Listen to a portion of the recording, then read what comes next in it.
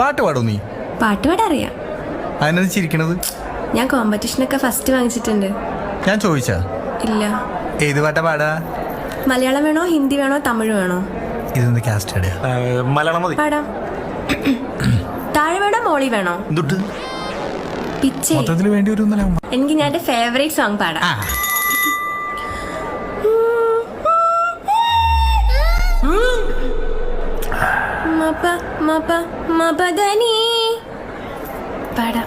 പാടാവേ.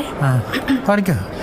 രാത്രി ശുഭരാത്രി, ഇനി എന്നും ശിവരാത്രി, ജന്മം പുനർജന്മം ഇവളെ